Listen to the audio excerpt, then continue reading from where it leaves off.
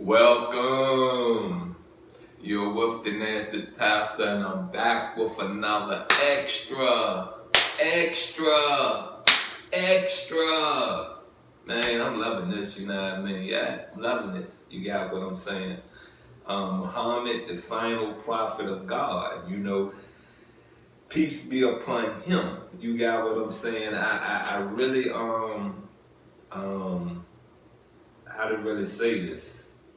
Really got a good understanding of how Islam was traveled into Africa, and I don't fault them. You got what? I don't fault them at all. You know what I mean? What's better than your own culture? Well, what's better than your own race, your own culture, to present something new to you? You feel what I'm saying? Who's better? You get what I'm saying? Who's better? If you want change, you have to figure something within.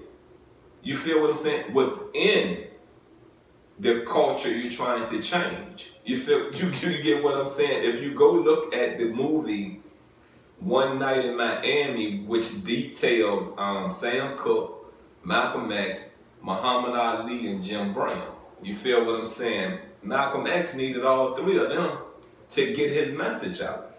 All three. And see, Jim Brown, he won't convert over to being a Muslim. Sam Cooke, he was not going to convert over to being a Muslim, but Muhammad Ali did. You feel what I'm saying? Muhammad Ali did. But you see, if you really looked at that movie, what I saw was a Muslim that was not going to be persistent, was not going to bamboozle, was not going to befriend Sam Cooke and Jim Brown for not being a Muslim. They had very open conversations. You feel what I'm saying? Very openly conversations about religion. You understand? Very open. And it wasn't much going back and forth. They said what they said to each other and they left that at that. You feel me? Because see, if I know Malcolm X, Malcolm Little, the way I feel I know Malcolm Little, it's not about you being a Muslim. It's about you being out here on something righteous. You feel what I'm saying?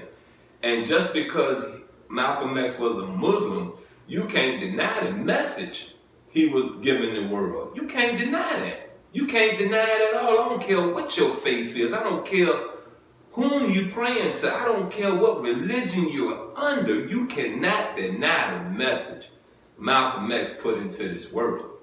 Look, like I said, you with the Nasty Pastor. I'm back with another extra, and this part of this pamphlet we're getting into. It's a big one. Yeah, it's a big one. This part big. It says Muhammad the Prophet. Get it? Muhammad the Prophet. Let's go and get into this. Let's wrap this up. Let's get some education. Let's feed our brain. Let's feed our soul. One night in the year 16 CE, God sent the angel Gabriel with revelation to Muhammad. This was one of the most significant events in human history. It marked the beginning of his prophethood and transformed his life entirely as the prophet of God, receiving divine inspiration. All his endeavors henceforth were devoted to leading humanity back to the pure worship of God. He led an earnest life based on the most sublime values, initiating tremendous changes in Arabia and beyond. Whereas earlier he removed himself from the social and spiritual corruption in Mecca, he now proactively worked to reform it. Muhammad called his fellow Meccans to seize their worship of idols and to affirm the oneness of God. He also invited them to a life of righteousness and piety. He warned them of an afterlife where they would be held accountable for their earthly deeds, and also gave joyful news of paradise to those who believed and lived a God-conscious life. Like previous prophets, Muhammad's message was rejected by many of his people. They insisted on maintaining the religious and social customs of their ancestors. The elite mocked Muhammad, accusing him of deceit and madness. The same man whom they freely trusted and honored before. Only a few people believed in him, particularly the poor and disadvantaged, who were attracted to his message due to its emphasis on equality and justice. Come on now. Come on now. Look, I'm going to say this to you right here, right? What I just read, and we're not finished. We got probably like one paragraph, 2, 3, 4, 5, maybe 6 more paragraphs or 4 more paragraphs to go.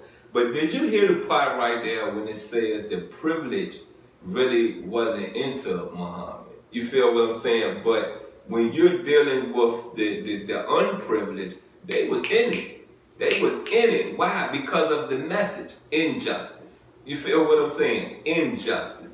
You know, there are people back then that had a thought in their mind, yeah, you the king, yeah, you the king of our land, but why do we live like peasants and you live up on the throne? You get what I'm saying? So it was very easy to get their attention.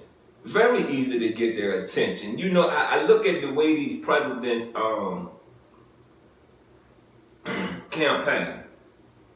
And most of these presidents campaign off of statistics. You feel what I'm saying? Statistics. There's not a lot of talk, you know, right now, economic growth. There's not a lot of talk of it. There was talk of it Trump first time in office. There was talks when Obama was in office.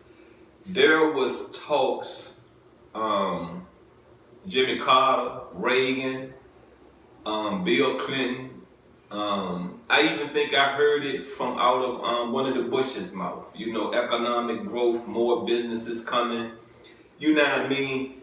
So, if you really want to grab the attention of the public, where you feel your vote's going to matter, where you feel your votes are going to count, where you feel the masses are going to easily listen to you, easily vote for you, you have to know their struggle.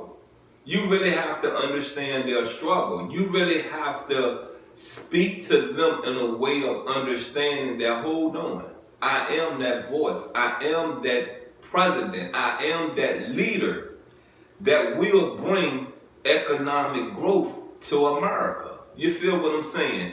But see, the thing about telling people you're bringing this to America, you feel what I'm saying? I'm right here in Richmond, Virginia.